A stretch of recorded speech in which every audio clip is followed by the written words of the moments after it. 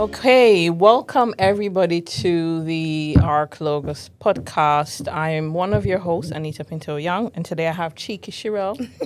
Sherelle Wilson Morrison. And Rose. And Rose Teberry. Okay, so today we have a special guest in the person of Ontonio Dawson, who is a CPD, cognitive behavior therapist. Let me let you introduce yourself because I'm not doing it properly. Lord. Let me let you introduce yourself. Because there's a whole list. Yes. Introduce yourself, Antonio.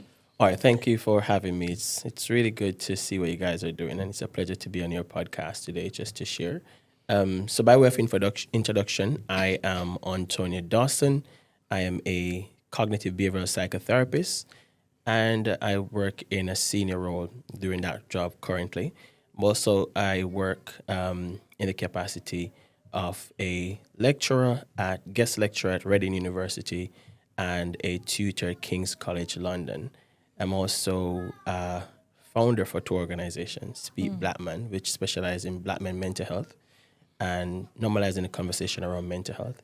I'm also the founder of my therapy company called Success Network Limited, which was inspired by a book I wrote in 2020 called God's Seed for Success.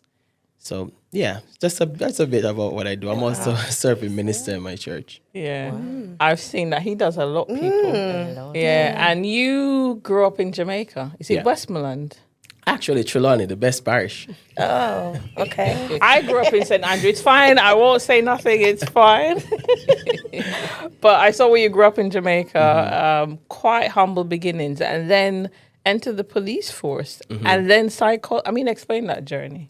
All right. So I grew up in rural Jamaica, Trelawney. Very humble beginning, as you mentioned. My parents were farmers, and I would go to the farm, engage in lots of fun things, going to the river, playing games, just really wonderful upbringing.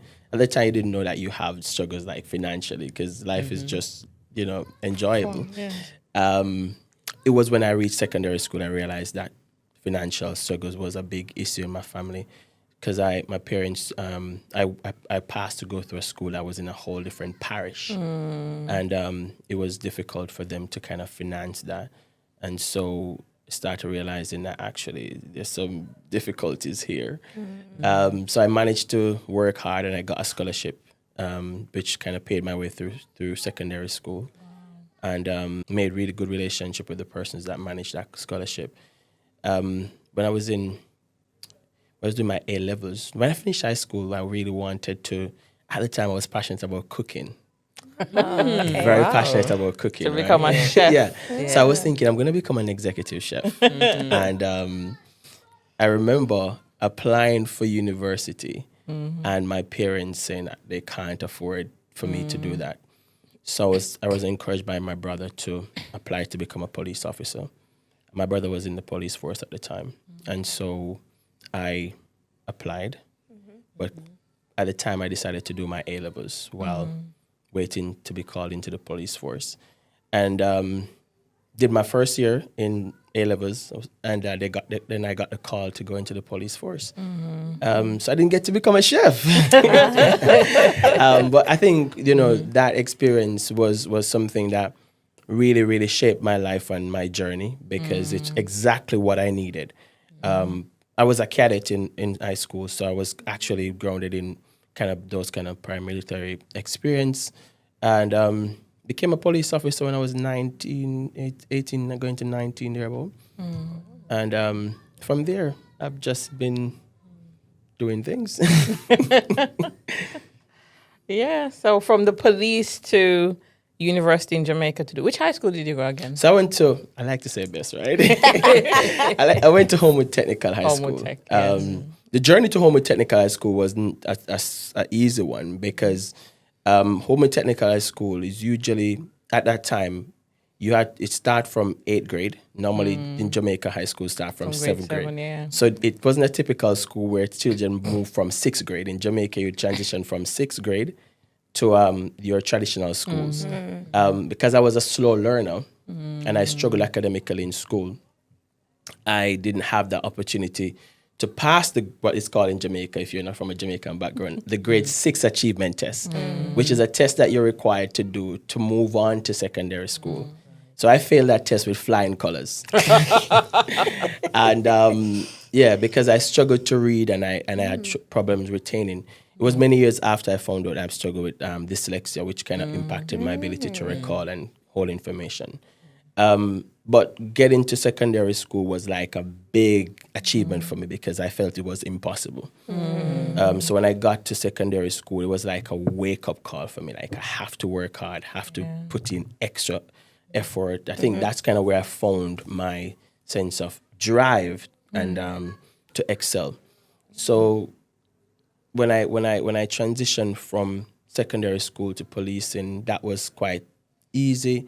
When I was doing my A-levels, I learned about sociology. And I fell in love with sociology, or society work and function and how people kind of behave within a society. And then I was thinking, maybe I should study sociology at the degree level.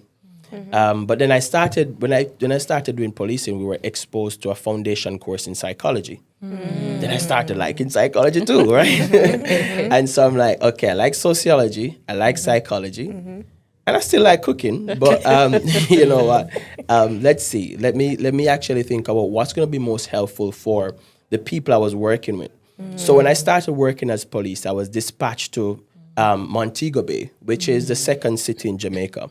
And in Montego Bay, when you walk the streets at the time, I would see men, who we perceive as mentally unwell. Yeah. And I'd have to interact with some of these men, and I would say to myself, really, I wonder how did they get to this point? And some of these men, I also had to arrest some of them because they were committing offense, And I wanted to think about how do I understand the psychology of men and just people in general, people I saw on the streets and people who I just saw in less, in less privileged place in their life. So I was like, okay, maybe I should understand people within a society and how their mind works. So that led me to study psychology. So I was working full-time as a police, wow, and then studying part-time as at the University of the West Indies. Wow. So I would be leaving work, then going to school, spending the entire night at school just studying. Wow. And I then, used to do that as well. Getting up and going to work the next day. Yeah. But the good thing is that at that time, I moved from working on the beat, which is walking the streets, to then going into investigation. So I started doing like fraud investigation, which gave me more of a 9-to-5 structure in my work. And from there, I moved into different areas of the police force. Very curious about how people think and become more investigative and problem solving in policing and solving crime and arresting people and enjoying all of that.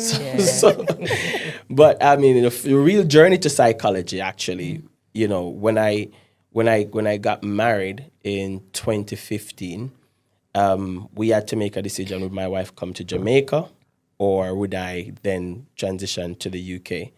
And having looked at everything, weighing up the pros and the cons, we decided, okay, I'll come here. So I was like, what am I gonna do? So I'm like, I just finishing up my degree actually, because I had to move from, when I got married, I had to move from part-time to full-time to finish all the course to come here in time. Because you're given like 6 months to leave the country. After you get married, you get I think 3 months. And I had a certain amount of course, so we were planning, okay, if I do this amount, if I go full-time, I'll be able to finish my degree. So I finished my degree just before I came to the UK. Wow. Yeah. So when I came here, God just worked it in that way. When I came here, my wife went to church one night and they were praying. And as they were praying, she was led to speak to someone about her husband coming. And she spoke to the lady, and the lady was like, I know someone who has a psychology service. My cousin runs a psychology service. Maybe you could get in touch with her.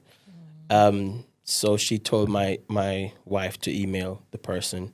She emailed the person. I was still in Jamaica at the time. So the person said, when he comes, let him come for an informal interview, just to have a chat with me. So I went. It was when I came, it was a forensic mental health service, and they were working with men who had spent time in prison and were released unlicensed, but they all had diagnosis of personality disorder. Okay. Yeah. So I'm like, okay, it's forensic, so I have that background, and it's psychology, and I've just studied psychology. So now working in this service was like meeting men who, I was seeing men who, most of them were black men, and I'm like, the country has like 3% population of black people. Why is it that there's so much black men in these services? I'm new to the country. I don't know the system. So it's just my curious mind kind of thinking about the disparity that I'm seeing already. And then I decided, okay, I need to kind of understand more about what is happening with men. And the more I look around me, I see more black men doing menial jobs and the struggles with black men, and I'm like, this is a big pandemic. It's something that needs attention. But at that time, I couldn't do much because I'm just coming from Jamaica. So I thought about my journey here and like, what would I really need to do to be able to be in a position to make any kind of change when it comes to the human mind. And I was talking to my friend one day at work, and he told me about this pathway to become a therapist. So he told me about that you can actually become a psychological well-being practitioner. He was applying for it. And then I did the application and got on the course, and this is where I'm at today. Wow. Wow, like I had a lot of questions as you were going. Yeah, and go I was ahead. like, okay, I'll hold that one. But I do relate because I enjoyed and I studied psychology myself. And my dissertation was on mental health and the disparities against the black community. So I'm hearing your journey and I'm following. I'm like, okay. But my question to you now is, what would you say has been the difference in your learning from the forensic side now into the therapist side? From the squaddy, the police side to the therapy side. Therapist side. Yeah. I think for me, the major reflection when I think about it is that while I love policing, maybe it's my best job. Actually, I really, really love policing. It was very reactive. Okay.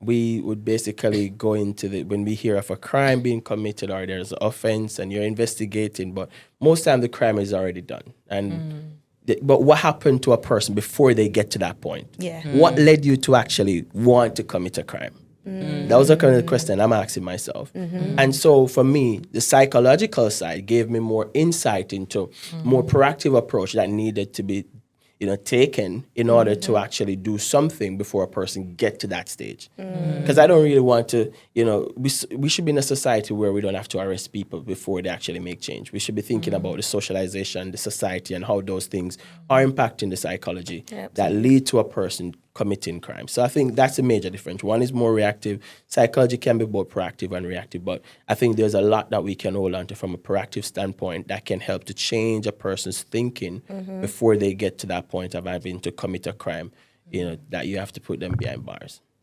Thank you. Yeah. You mentioned the disparity, of black men. We've got, as you said, about only 3% black men. But then if you look at the population of mental health patients, you find even going to, for instance, you go to Camberwell here, the Maudsley, the number of black men is very, very high and a very tiny population of the white. What do you think that's about? Why is it that a lot of our black men suffer from, or get to that point that, they get to that crisis level and are involved and are being supported in these institutions? There's so much things to consider when it comes to the disparity affecting black men. But I think a lot of it goes back to systemic problems within a society like this. I think when you look at the amount of black men in acute services, it's so important to think about the lack of knowledge that those persons who are managing these services have about a person's cultural context. Because sometimes you will actually cause a person to be sectioned and you haven't really considered their culture. Is this actually a normal behavior that within their society? Where I'm from, we do lots of craziness just to be, and you would see me doing those things and you think I'm mentally unwell, right? Yeah. So I think lack of knowledge and insight into a person's culture, their faith, and all those things plays into it, because it's not uncommon in some culture for people to even talk to themselves. Yeah. It's not uncommon in certain faith for people to even hear sounds and voices. It's not.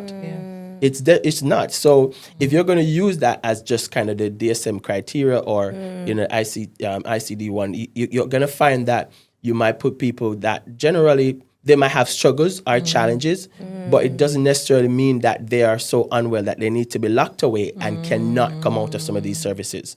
Because when you put them in these services, sometimes their mental health gets worse. Right? So we have the lack of the institutional disparity and the lack of knowledge, in terms of persons who do research too, because sometimes the research doesn't look at our population.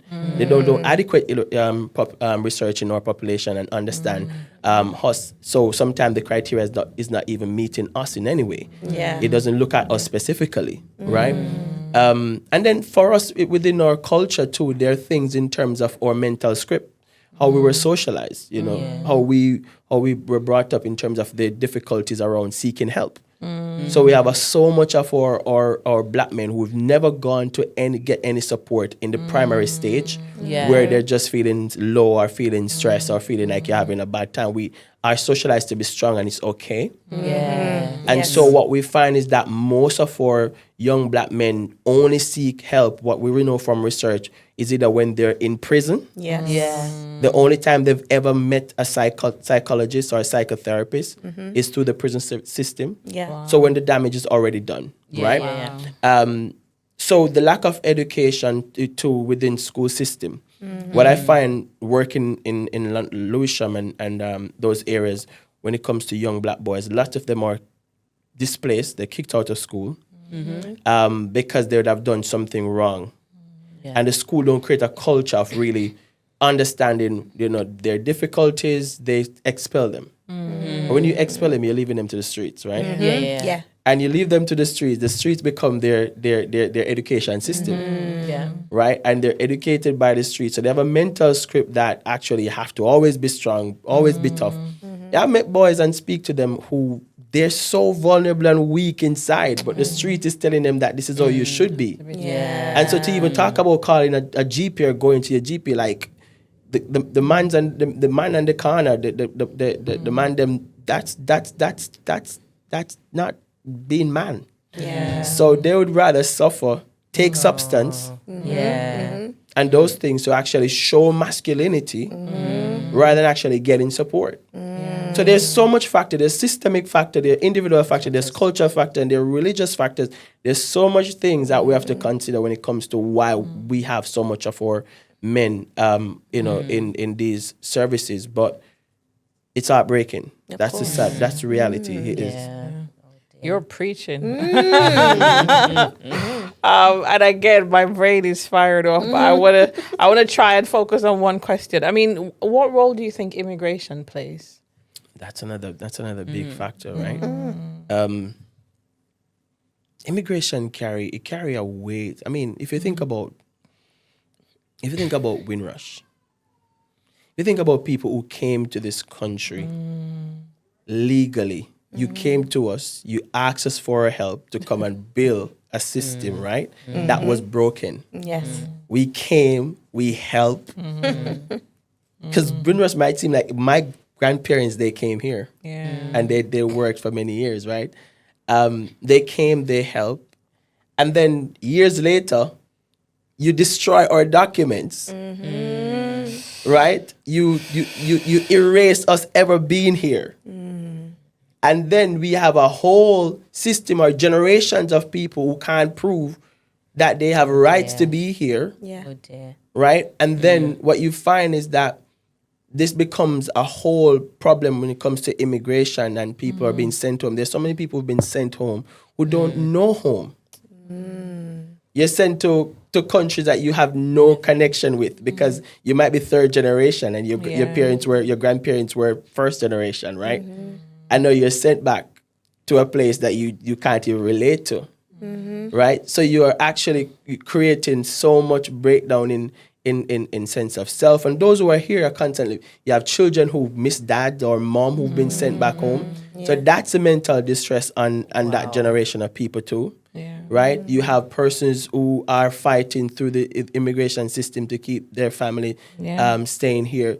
So the immigration system on a whole brings a lot of distress in our community for, not just for persons who are connected to the Windrush, but also persons who are coming in from any other country. It's just that it's getting worse. Where in terms of like even having any kind of a right to say you get to stay here. So there's a whole lot of issues when it comes to immigration. Historical and present. And stuff. present, Absolutely. Once again, loads of questions, but I'm going to tap into the CBT. What made you decide to go down that route of CBT? Because you said like you had a psychology background, you've got forensics, you've got different types, but I'm just intrigued. Why did you pick CBT? I think I always say that I didn't choose CBT. CBT chose me. So as I mentioned, when I came, I didn't know much about the systems. I didn't know what opportunities were here because I didn't have any time to just sit and think about my life, right? I came 4 days into the country, I had a job. Wow. Yeah, wow. 4 days into the country, I had a job. Yeah. So I went straight into working. Yes. And the environment that I was in, I heard about cognitive behavioral therapy by virtue of colleagues. And I'm like, you know what? This is a government paid thing.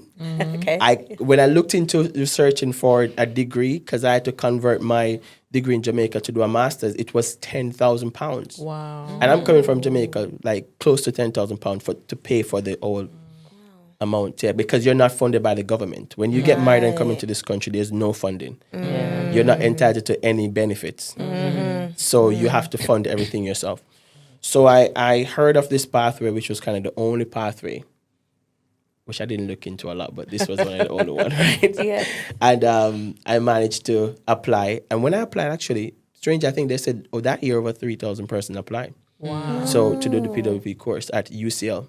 Okay. So I got onto it and I went to UCL that while working in Lewisham at the time, Lewisham Talking Therapist. And I spent 2 years in that role. I was promoted to a senior PWP, which is more of a management role.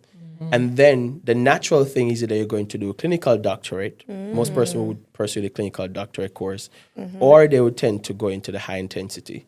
So I decided to apply for the high intensity role and got onto that at King's College London.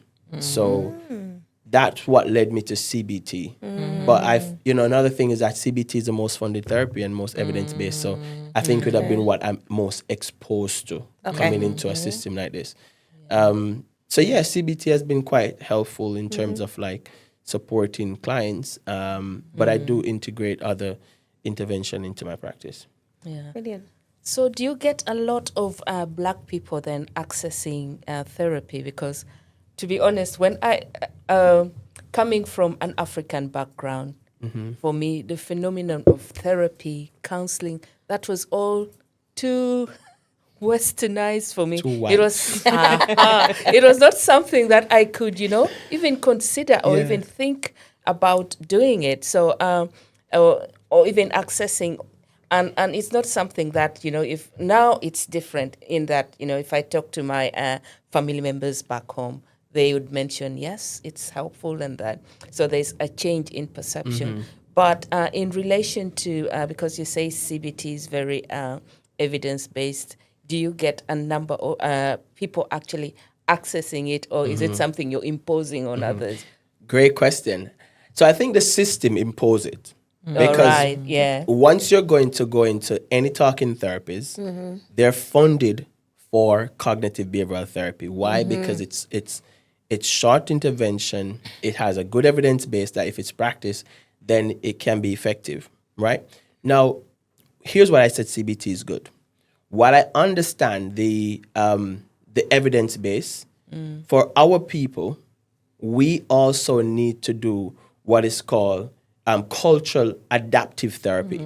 Yeah. So I'm not just going to give you CBT as is prescribed, right? I need to then think about the person in that room, almost like a bespoke care, where I know CBT and how it functions, but I also need to know you and what's going to be best for you. So I need to know your background, where you're coming from, your cultural context, the challenges you've had, how, there's a whole different thing beyond just a formulation that comes with CBT. CBT focus on thoughts, feelings, and behavior and emotion. But if you're working with me, I'm going to look at your history, your experiences, and all those things, and then funnel that into how you think, how you feel, and how you behave. So when we think about cultural adaptive therapy, we're saying, for therapists who are coming from, and this is becoming more of a thing for therapists who are coming more from ethnic minority groups, which I like to use the word global majority groups. We are now more open to the idea of, okay, we embrace CBT, but we want to use more adaptive approach, culturally adaptive approach to ensure that it fits our population and our people. Absolutely.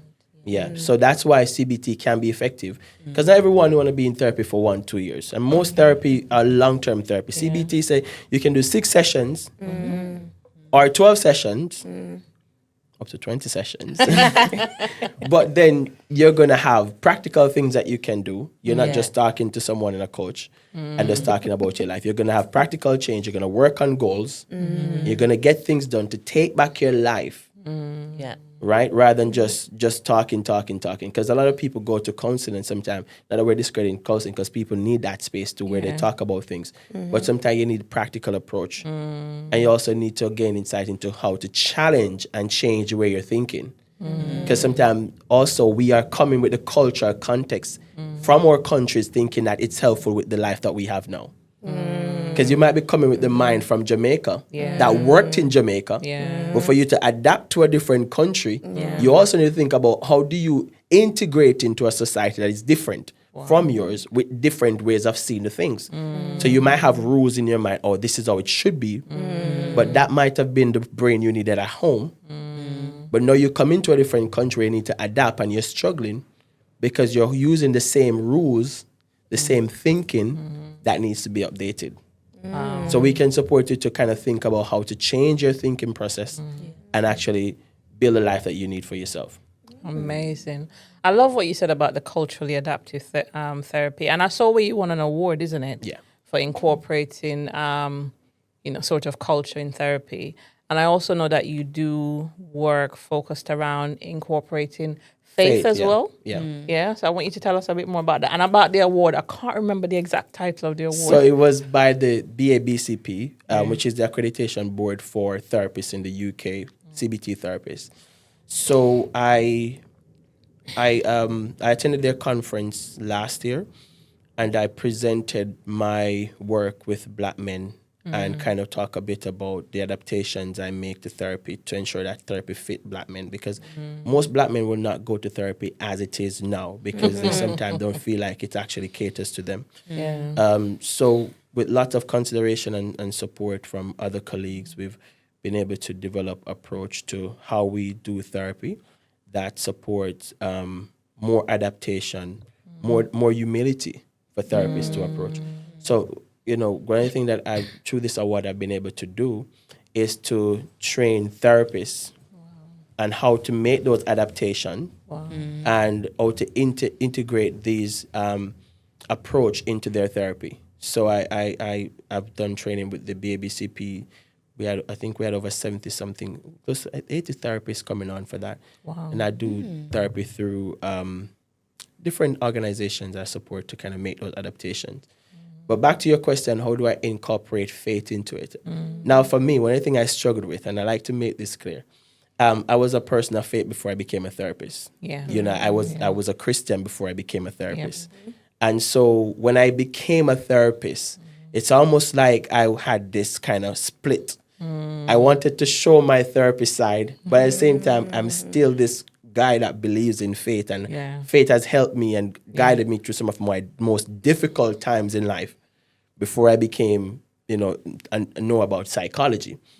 So I had to come to a point where I'm like, I can't keep separating my faith and psychology. I need to kind of join them together. And once I became confident in owning my faith in my professional space and just owning that led to me actually thinking of how to incorporate faith and therapy together. Looking at scriptures and how scriptures connect with a lot of what is actually in cognitive behavioral therapy and how we can use those things to make cognitive change. And also look at principles from the Bible and how those principles can be adapted into therapy. Then I started recognizing actually what we need is to think about the population of people who are people of faith that goes into therapy and their therapist has never actually been curious to know about their faith. Because one of the disparity, one of the difficulty about Eurocentric therapy is that it doesn't really look at spirituality a lot. So in order for us to actually kind of start supporting those people who are of faith, the UK is considered or should be considered a Christian country. So if you're having therapy that actually meets the need of the people, it should actually consider faith in it, right? Or how to integrate faith. So I started having those conversations, spoke with one of my colleagues too, who kind of had the same passion. And then we started doing some work around what faith got to do with it.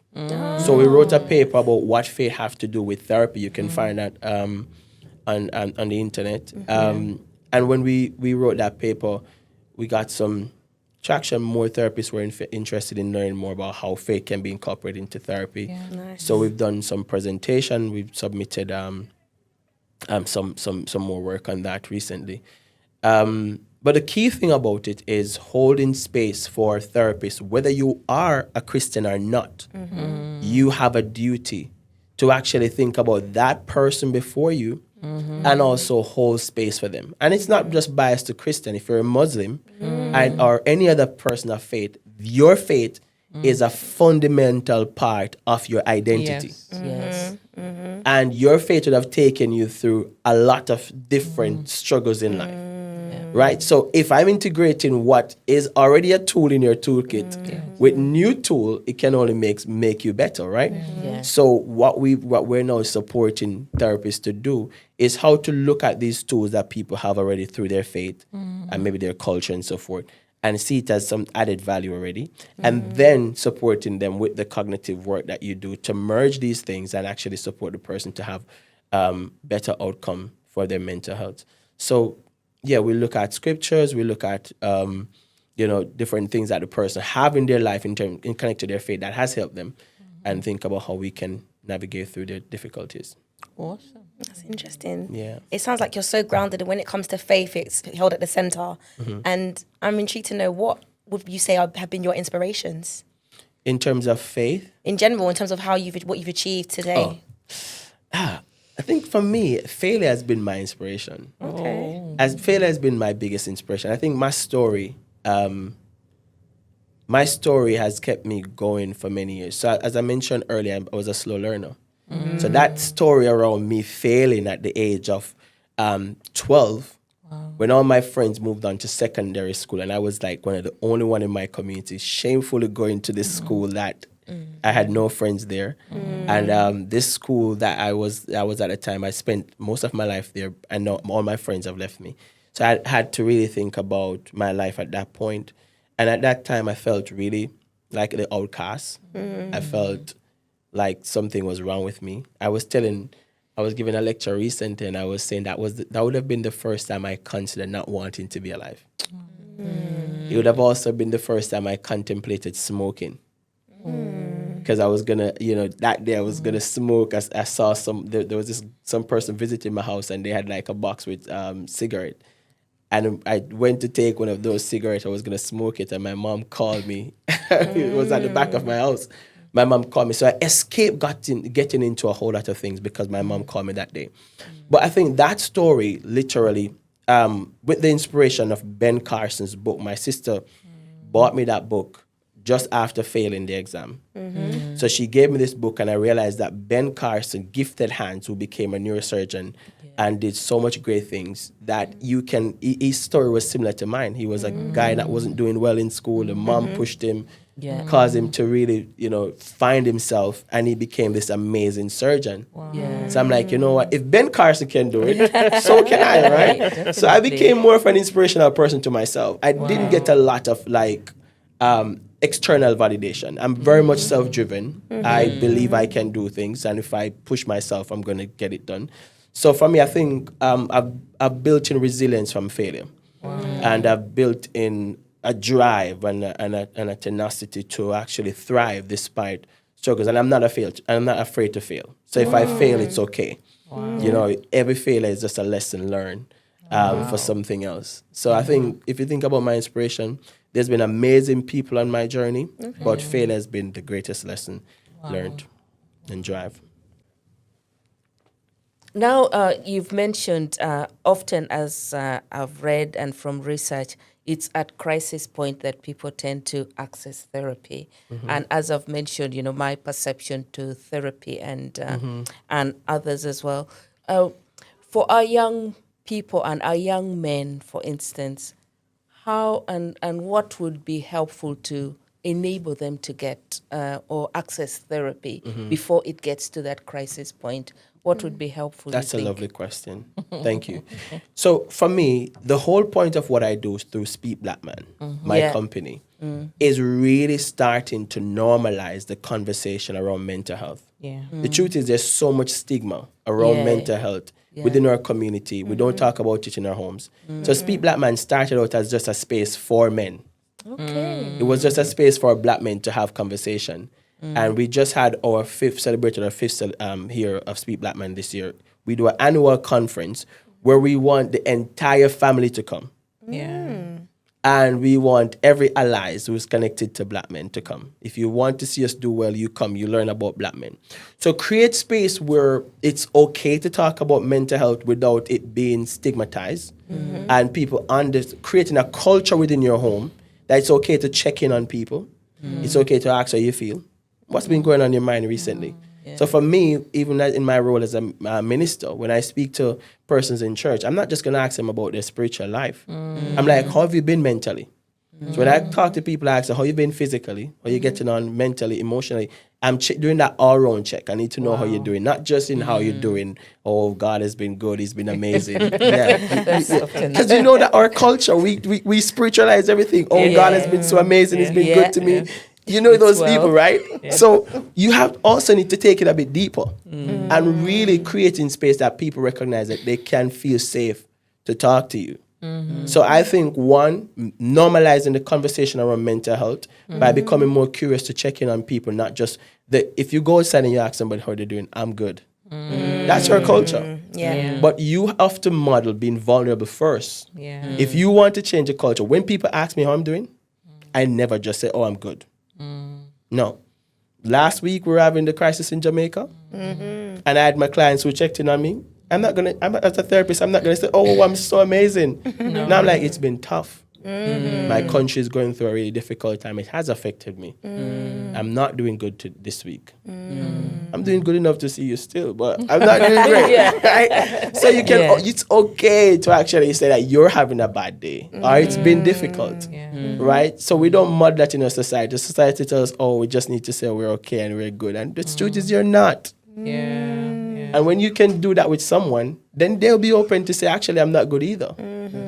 True. Right? So those are some of the things. I think early intervention work needs to go beyond just GPs or so forth. It needs to go in the homes, in the schools. I think the government is doing a lot more with having psychological therapists in schools now. We're seeing more of that. But we also need to be stretched out to like informal groups, like barbershops, and they're doing works in barbershop now too, in sporting activities, creating space to have these well-being check-in. But normalizing the conversation around mental health more is a big thing to start making change, and supporting persons to know that therapy is not a bad thing. a good thing. You can go to church and still see a therapist. Definitely. You can go to Pray church and and read see. your Bible and Yes. still see a therapist. And Rose kind of jumped into my other question because I wanted you to talk about your two companies, Seed for Success and Speak Blackman. I did log on for the conference last week. Oh, thank you. Love the presentation from, I can't remember his name, but he spoke about finance and marriage. Jay. And he spoke about how, in our community, there's a stigma around talking about things like wills, whatever. But anyways, that's not the question. So wanted you to talk a little bit more about Seed for Success as well. And just some of the work you're doing. I think it's really, just to say, really revolutionary. It's because he's Jamaican. How you've, come here as an immigrant and you're doing what I consider to be really revolutionary work. Because you've not just come, you're not just taking up space, you're seeing where the difficulties are. You're seeing where the gaps are, and you're representing the voices of a lot of men who often aren't seen, heard, understood in, whether it's in the NHS. I mean, we work in social services, so we see it all the time, the stigmas around men. So just wanted to say you're doing fantastic. You so much. Thank you. But just to give you the opportunity to talk a bit more about your other company as well, and anything else you want to say about Speak Blackman. Okay, so I think we've started touching on Speak Blackman, so I'll just go there. All right, so Speak Blackman actually started out of my anger and pain. So I spoke about my journey, kind of looking at the system when I just came, but it didn't really hit me until 2020. When we were going through the pandemic, and then during that time, George Floyd died. Yes. So that level of trauma created a secondary kind of trauma for me to see a black man just being killed, like on record. The whole world get to see this, right? Yeah. And I was really upset of what happened. And then the pandemic came. We were already setting up groups in our service to actually work with men. And my colleague and I, we've done lots of work for over 2 years trying to get groups going for men.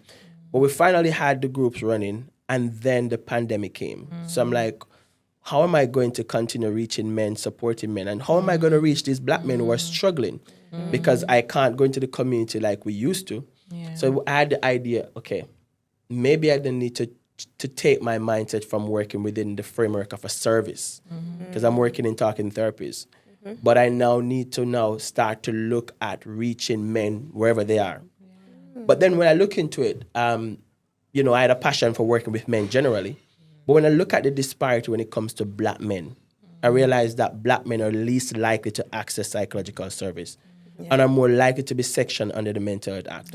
And are more likely to only have any kind of psychological intervention when they're in prison. Yes. And looking into those evidence, I'm like, you know what? I'm going to have to focus on black men. And when I started, people were like, why black men? And why not every man? I'm like, you don't know the struggles that we're experiencing. You don't understand. And then I thought about growing up in Jamaica and learning about slavery, learning about the plantation system, and knowing the history that comes with the burden that men are carrying. It's not just linked to what's happening now. It's a legacy of disparity, a legacy of pain, a legacy of hardship. So I felt so led to actually just focus on this piece of work. And so I started holding space to have conversation, doing groups to support, bringing men together, talking about mental health difficulty.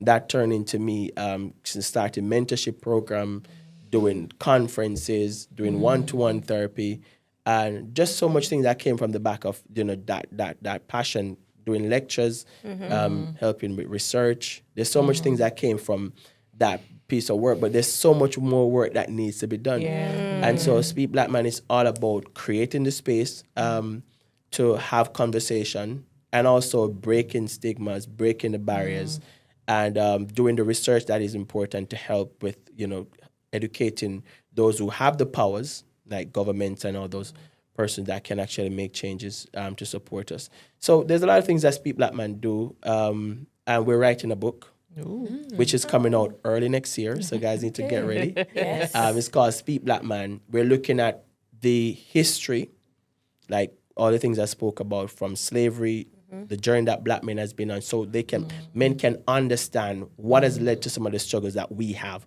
Looking at colonization, we're looking at all these different things. Then we're going to focus more on what do we? So the book is written with what, now what, so what, kind of a reflective approach. What happened? So what impact it has on us as men? Now what can we do about it? So what we're going to do, we're looking at practical evidence-based tool that look at things like stress, depression, anxieties, confidence, all those things, and you're getting practical tools to navigate through it. So the book really kind of touch on some important things that will help with the healing of our community. And it's not just applicable to Black men. Anyone who is interested in learning can actually take this book up and be educated. So that's Speak Blackman.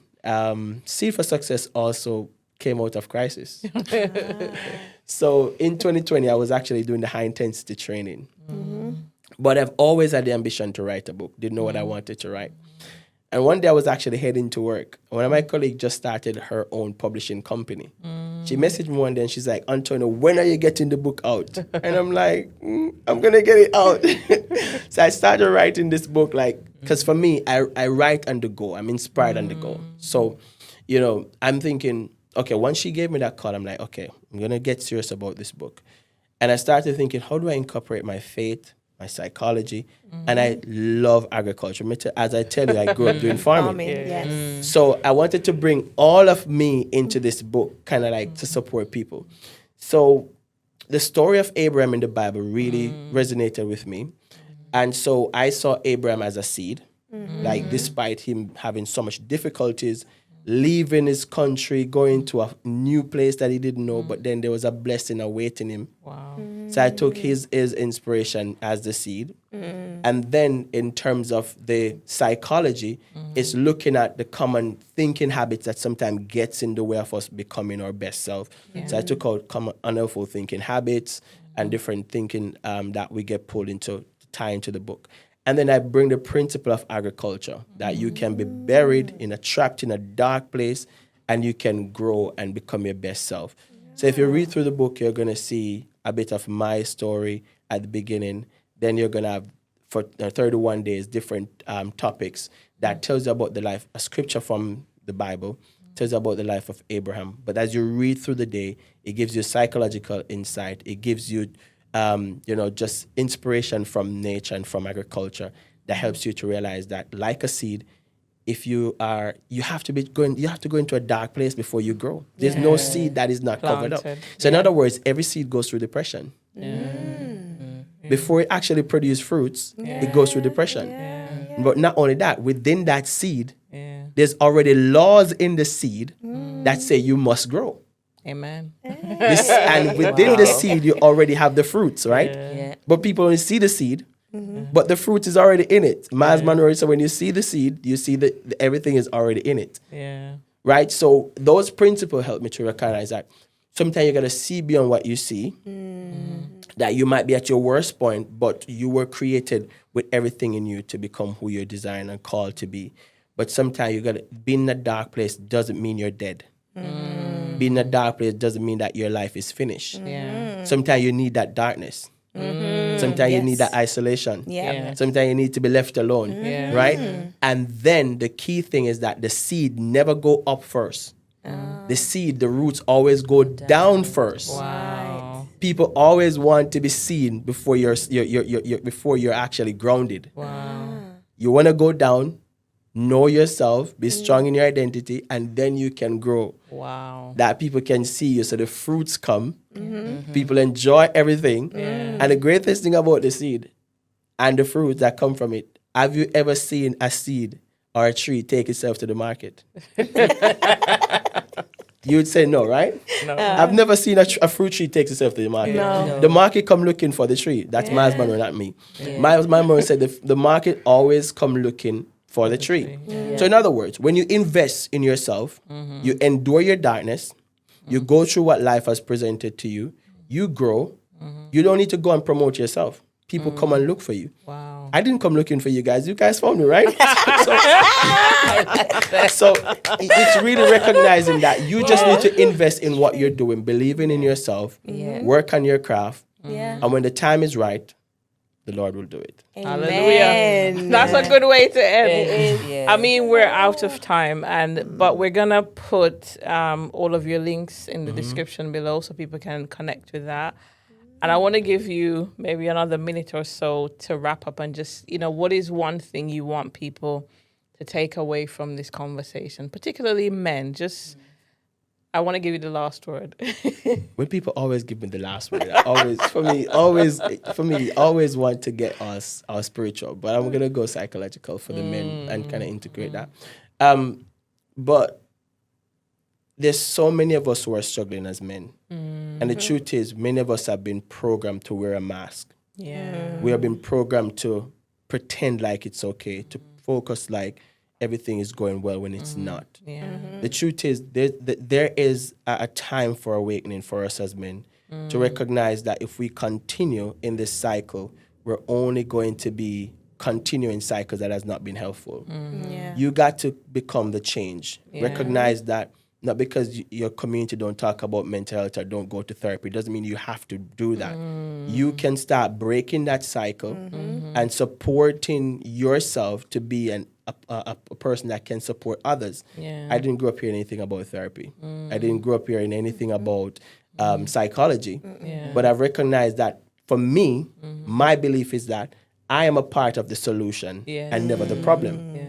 But in order for you to become a solution, you have to see your own struggle and work on yourself Yeah. so that then you can find solutions. So for every man out there, there are tools in you, but there are also tools that you need to gain. Yeah. You also need to be vulnerable to seek help. You don't have all the answers. There are people that can support you. Get yourself a mentor. Get yourself into therapy if you need to. See yourself as someone that can grow. Don't have a fixed mindset. We're programmed to have a fixed mindset because some of us, our parents, never gave us the opportunity to speak. But you have to now change your thinking and start supporting yourself to grow. Amazing, isn't it? Yeah. Thank you so much, Antonio. Yeah. And to all of our listeners, do like, share, comment, subscribe. And again, like I said, I'll post Antonio's details in the description box below so you can follow him as well and follow some of the amazing work that he's doing. That's a wrap.